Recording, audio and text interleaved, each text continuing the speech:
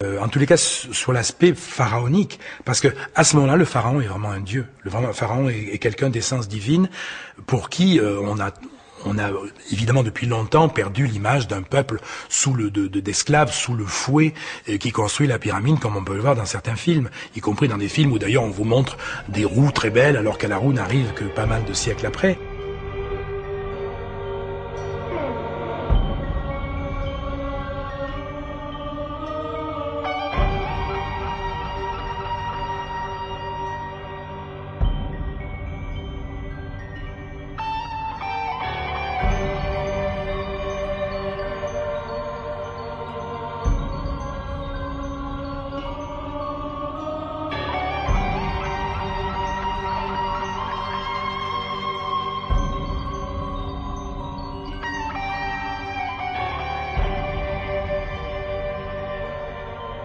La personne du roi était tabou. Toucher le roi même par inadvertance était passible de mort.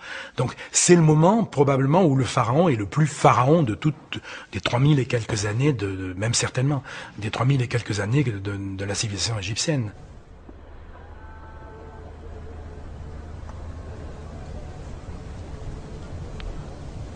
If the builders of the pyramids were not slaves, who were they? For a long time, modern archaeologists have been trying to find out. Egypt still holds surprises, even with millions of tourists visiting every year. She toys with us, and when it suits her, she reveals just a little of her true face. In 1991, a tourist admiring the view was thrown from his horse. His mount had stumbled against the remains of a low brick wall that had begun to emerge from the sand.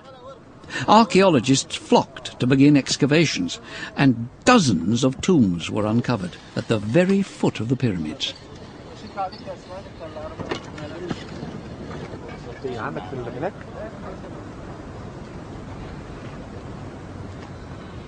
Supervised by the site conservator, Zehi Hawes, these digs radically changed our understanding of ancient Egypt. Among the many bones uncovered were objects used in everyday life, and among them were tools that were probably used in building the pyramids. The archaeologists' brushes also uncovered touching relics. Here, almost 4,600 years ago, men and women prayed for a glorious life in the next world after their deaths. The echo of that prayer is now being raised from the sand. This is the new tombs that we found. Very interesting tombs. You never see tombs like this only in Aswan at Qubbat al-Hawa. But this is a very interesting style, because this is the first time that we know something about the common people, the ordinary Egyptians who built the pyramid. And this is why this discovery is amazing, because from each bone and from each stone you can know something about the people. Every day, the excavations yield something new. Since 1991, 600 tombs and over 1,000 skeletons have been found here. The task is enormous, but the archaeologists are in no hurry. They don't want to miss any messages from the past. As they work among the tombs, they maintain a respectful silence.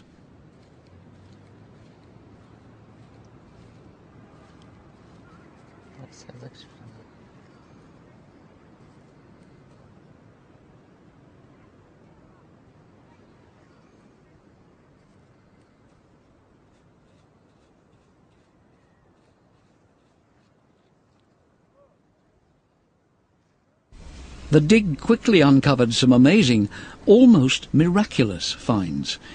They include the tombs of administrators, public servants and ordinary labourers who built the pyramid for Cheops 4,600 years ago.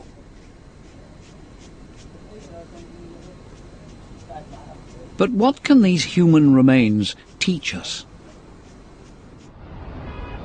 Modern Cairo goes about its business, oblivious of the fact that the history of mankind is slowly being reconstructed at its heart. Here, at the National Research Centre, the bones exhumed at the foot of the pyramids are analysed. ده زيادة؟ لا وده استنى وده معاه. For Professor Azar Sari-el-Din, these bones are tangible proof that the pyramid builders were not slaves. Each skull and each bone help her reconstruct lives from thousands of years ago.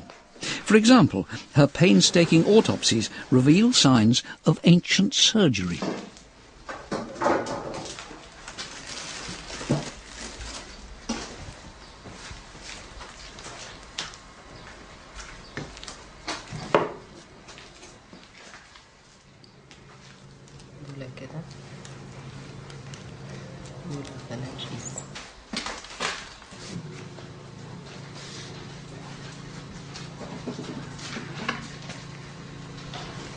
يا إما إنه يكون محاولة تدخل جراحي من الدكاترة يعني أياميها إن هم يحاولوا إن هم يتدخلوا عشان يقللوا البريشر مثلا داخل الجمجمة أو حاجة زي كده عشان يحاول يعالج الحالة.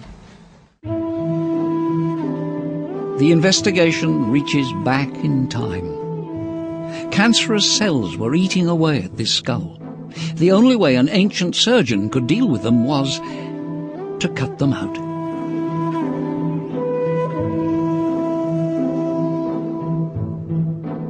With patient detective work, the anthropologists reconstruct what happened to the bones.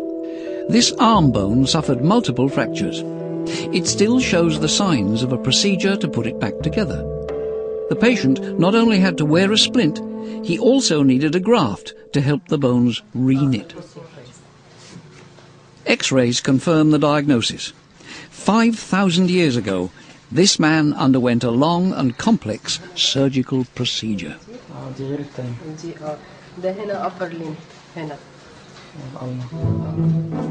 He could well have been a worker who was taken to the doctor after a slab fell on his arm.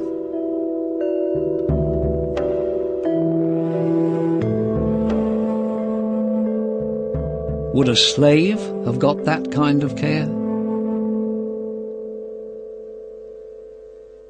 Another discovery revealed new information when archaeologists exhumed the remains of a mother and her young child.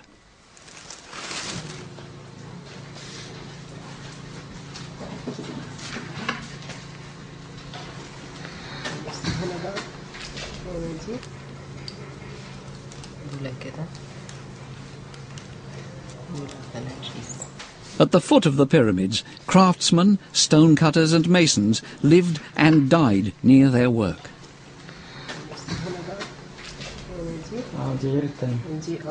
طبعا احنا اول ما توقعنا ان احنا هنلاقي مجموعة من الرجال فقط وان هم هيقوموا بالعمل، بس من الصدفة ان اول هيكل تم اكتشافه كان هيكل لسيدة، فده اللي خلانا طبعا نغير الفكرة دي خالص ونبدأ ندور نشوف فعلا هل نسبة السيدات دول هتكون قد ايه بالنسبة للرجال، وهل هم فعلا مجتمع مستقر ولا جايين فقط عشان الشغل. For centuries, historians supported the slavery theory to explain the monumental constructions of ancient Egypt. They were mistaken. The workmen were not slaves. In fact, a whole village was built at the foot of the pyramids. Large families, men, women and children, lived in it. مش عارفين ان احنا لما لقينا الهياكل بتاعتهم لقينا هياكل لسيدات ورجال والاطفال، يعني ما لقيناش رجال بس. لو كانوا عبيد كان هيجيب شويه عمال رجال ويشتغلوا ويروحوا بلدهم، لكن دول كانوا عايشين مستقرين في المنطقه، فكانوا عايشين مع سيداتهم واطفالهم وعيشه مستقره يعني، فاكيد ما كانش عبيد.